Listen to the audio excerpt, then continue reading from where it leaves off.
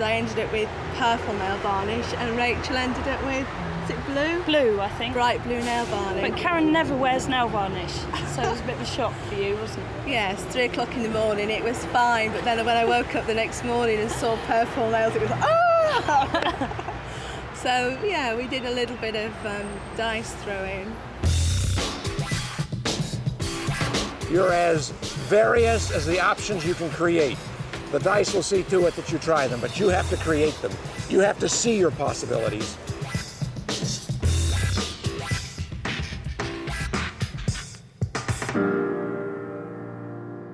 I was strolling home and I happened to be in the right kind of neighbourhood, so I said if I just flip the dice in my pocket, and I said if it comes up evens, then I'm going home, and if it comes up odds, then I'm going to make a visit to a prostitute.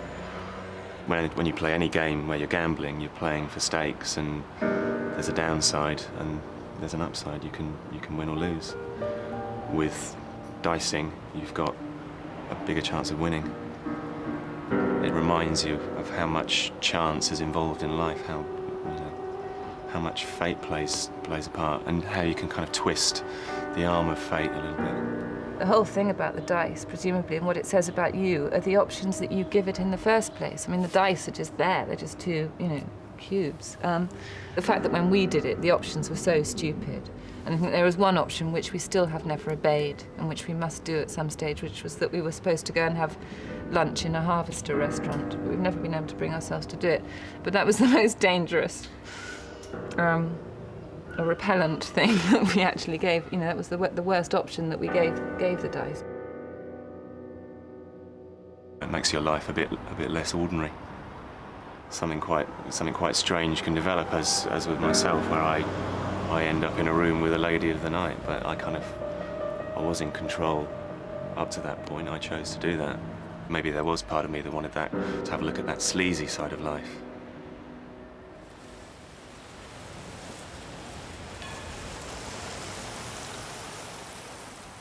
Going with a hooker isn't much of an advert for the dice. Rhinehart's first decision when he throws the dice is to go downstairs and rape a woman that lives below him. Neither is that much of an advert for the dice. I think that largely the dice and what you do with the dice depends so much upon your personality and your personal inclinations. And with me at the time, like I say, I wanted to have sex. That's all I wanted, really. That's all any 16-year-old boy wants. They just want to have sex. That's it. That's what dominates their mind. But like I say, the dice gave me permission, which was nice, as they say. There are two ways of looking at dicing. One is that you're taking tremendous chances with your own life by setting yourself these dares that you then feel compelled to live up to. The other way of looking at dicing is that in actual fact you're narrowing down the choices that life throws at you, and you're actually doing the sensible thing by dicing.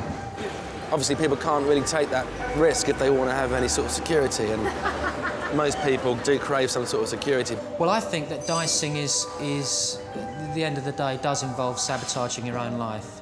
And I think that anybody that fools themselves into believing that in some way they're narrowing down life's myriad opportunities to a kind of manageable 6 is fooling themselves. Everybody, by the way, is fooling themselves if they ever play the dice. Because everybody, every single person, basically just wants an excuse, a really big excuse, to do daft things. And the dice gives them one. It's just an excuse saying that it's made you do something when it hasn't. You've decided to I think safe live your life options. that way. Yeah, safe options are fine, like what sort of drink would you like, what colour do you want to paint your nails, and things like that. If you really couldn't decide about something, then it would be really good, I think. But the rest list of things, but otherwise it's just a way of throwing in all your responsibilities in a way, because you can turn around and say, well, it wasn't me that wanted to do it, it was the dice. It just seems so impractical, really impractical way to live. The dice is about escapism, about escaping from responsibilities of yourself. Reality will stop you. The police, the state will jump up and down on you. You do not decide, should I go to work now? Because his profession, he did have the liberty sort of go to work or not. He was virtually self-employed. You know, for a lot of people, you're not self-employed. You have to obey a boss. There were moments when he was doing the dice for the magazine and he'd phone me up over a weekend, it'd be midnight or something, and he was in some terrible way, you know, in some part of the country, and the dice had told him to go somewhere and do something. And socially and for his personal life, I was getting a bit worried because he's just one of those people that will take things to the conclusion that it's taking him. I don't think people are imaginative enough to think of exciting choices that wouldn't involve prison at some point. Because basically people think, what do I really want to do? You know, you might be in a bit of a temper and think, what am I going to do? Well, I'm going to go and sort out the idiot that's been annoying me. Which was one of my choices, which fortunately didn't come up. You know, thank God, touch wood, never does, yeah? But eventually it will come up. And eventually there will be consequences. You can get in pretty deep pretty quickly, and after that, what you're looking for is a different sort of thrill and a bigger thrill. So the longer you play it, the more likelihood you are going to end up in prison, or you're going to end up doing something for which you're going to have to pay a very high price. I would assume that if you did the dice for long enough, you would become jaded and you would keep having to up the ante. And that's why I'm reluctant to do the dice again, because I think you need to up the ante. And I think if you're not upping the ante, then basically all you're doing is going like this. Oh, a 5, yeah? That means I buy our Chanel rather than Armani. What a load of rubbish. Yeah? If you're not willing to up the ante, then forget about it, knock it on the head. Society sets up, you know, the society we live in, that we're fortunate enough to live in, sets up really nice stuff for us. You know, it's all there if we want it. We don't even have to try that hard anymore, you know. Even the very poor now have VCRs and cars and all the rest of it. We have a great standard of living in this country. And, you know, you start fiddling with the dice and you start going against all of that. Well, it's fun for a while, but at the end of the day, it's an act of, like, enormous stupidity because it is sabotaging your own life. I mean, it's fun, but it's like a bungee jump or a kind of mad fairground ride. You do eventually want to get off the ride. You don't want to spend your life bungee jumping. It's insane. Like that.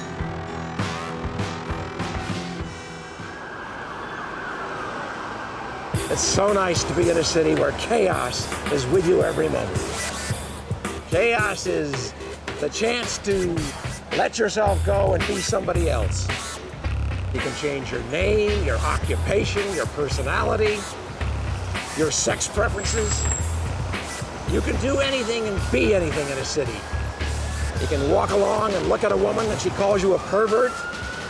This is where the Dice Man was born. This is the place where anybody can be anybody.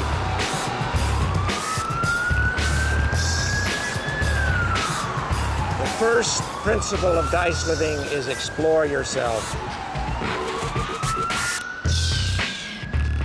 Look inside, find those undiscovered aspects of yourself, unleash them, let them go.